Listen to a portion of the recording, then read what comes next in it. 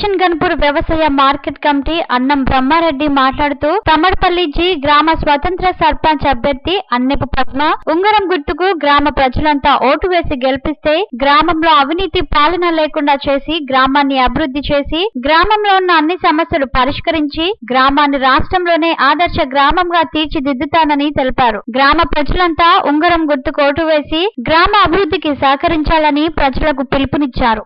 రోడ్ల సమస్య కావచ్చు, ఎలాంటి సమస్య ఉన్నా ఇంటింటికి ప్రజా సంక్షేమ పథకాలన్నిటినీ కేసీఆర్ గారు చేసే అభివృద్ధిని ప్రతి ఇంటికి అందేలా చేస్తూ గ్రామాన్ని రాష్ట్రంలోనే ఆదర్శంగా చేయడానికి ఈరోజు అన్నెపు పద్మ గారిని నిలబెట్టడం జరిగింది.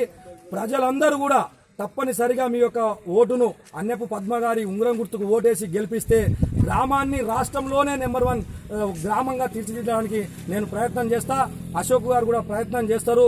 మాకు కడియం శ్రీహరి గారి అండదండలు, డాక్టర్ రాజయ్య గారి అండదండలు, పల్లరాజేశ్వరరెడ్డి గారి అండదండలతోని గ్రామాన్ని రాష్ట్రంలోనే నెంబర్ 1 గా చేయడానికి మేము ఈరోజు కంకణబద్ధులమై ఈరోజు ప్రజల దగ్గరికి వెళ్లి ఓటు అడుగుతున్నాము. ఏ రకంగానైతే మీరు ఓటు వేసి ఆశీర్వదిస్తారో అభివృద్ధి గురించి కూడా మీరు అందరూ మమ్మలను గల్లబట్టి నిలబెట్టి మాతోని అభివృద్ధి చేసుకోవాలని నేను ప్రజలకు విన్నవించుకుంటున్నాను.